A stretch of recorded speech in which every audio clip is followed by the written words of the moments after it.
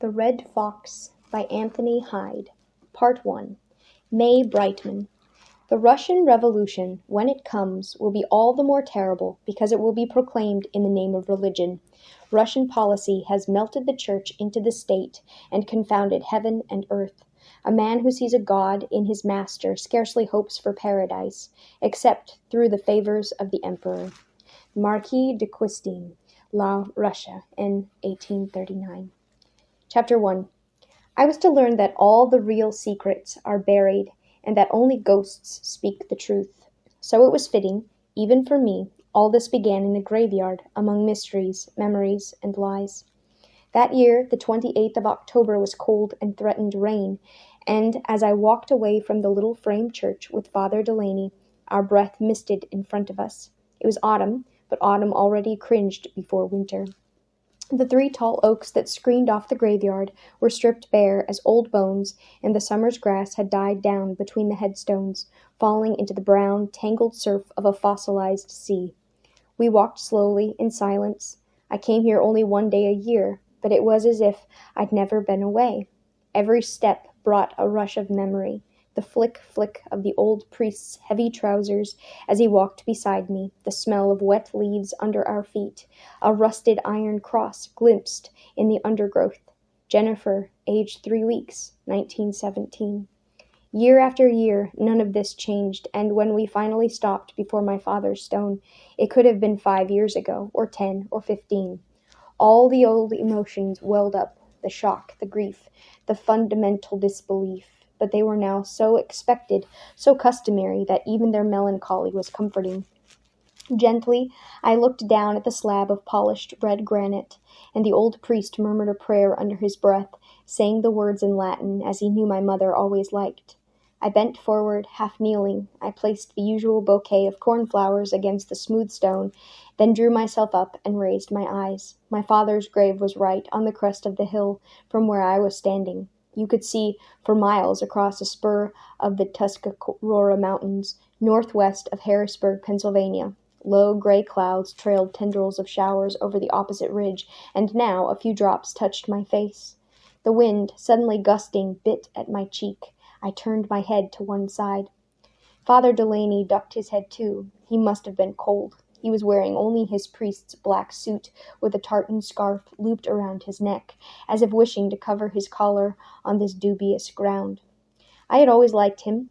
He was in his 60s or early 70s, heavily built but stooped, with the sad, drooping face of an Irishman and the thick hands of a miner, which his father had been. After a moment, the decent interval, he said, "I'm glad you came, Robert, to tell the truth. I wasn't sure you would." I looked at him a little surprised. "Why is that, Father?"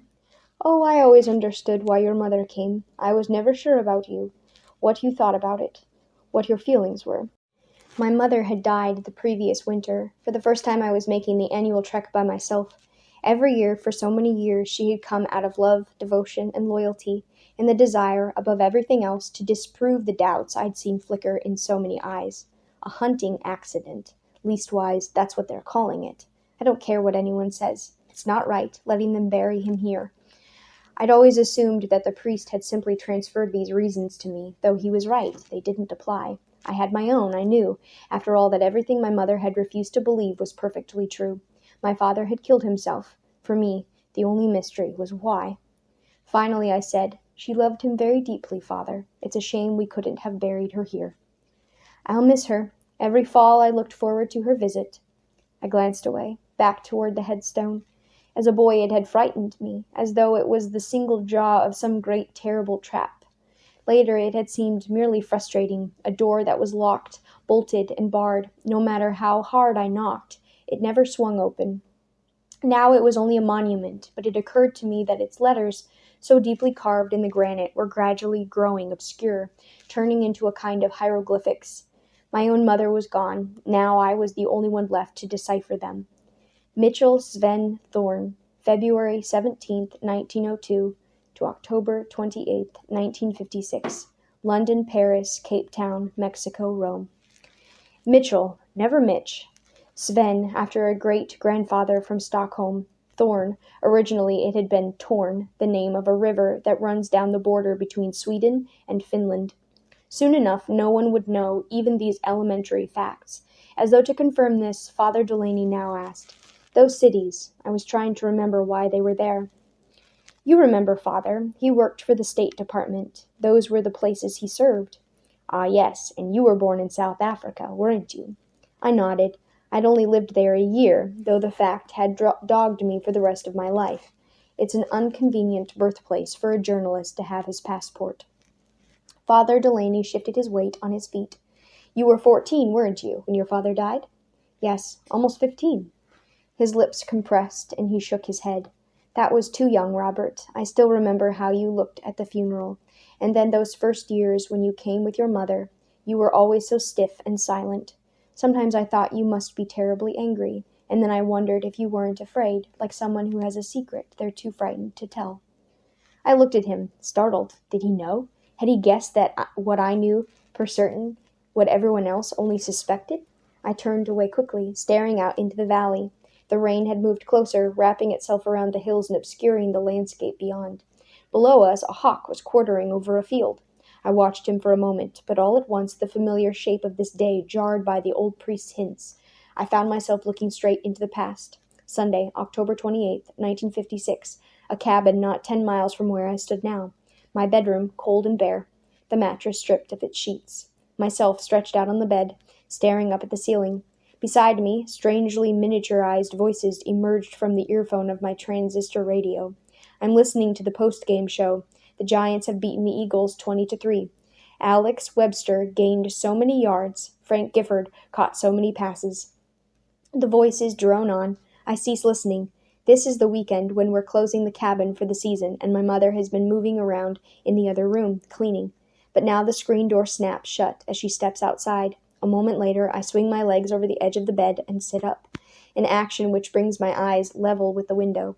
It is now that I see my father. He is hurrying away from the cabin. For one instant, I can believe he's walking up to the car, but just as he enters the woods, I see the gun, his shotgun, the Remington Wingmaster 870 pump.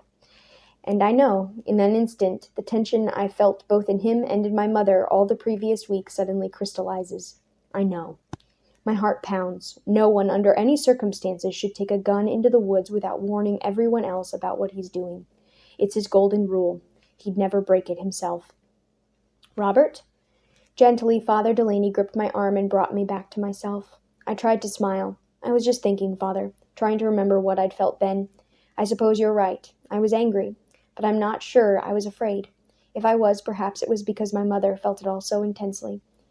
"Yes, she did, but I'm thinking of you, if you don't mind. I'd like to ask something personal." "Of course, Father."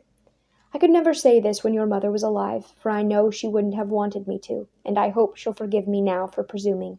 He hesitated, then looked up at my face. "When your father died, you knew there were all kinds of rumors." "Yes." "You knew at that time, as a boy?" "Yes, I knew." He shook his head. "I should have said this years ago, but I'll say it now. Those rumors weren't true, Robert. I never knew your father well, but I knew him well enough. Believe me, they weren't true." For a second, the briefest instant, we looked at each other in the eye. Then I glanced away, but finally, in gratitude for everything this old man had given us over so many years, I managed the lie. "Thank you, Father. I know. I believe you." For 5 minutes, as Father Delaney made his way back to the church, I stared into the valley. Advancing like a heavy mist, the curtain of rain drew closer, until finally its outline was lost. Then I felt the first drops, cold and prickling on my face. I looked down at the tombstone. In a second, as the rain grew heavier, it began to shine with a slick, velvety sheen. I wondered whether I'd kept it secret, wondered whether the old priest had believed his own words. It was hard to say.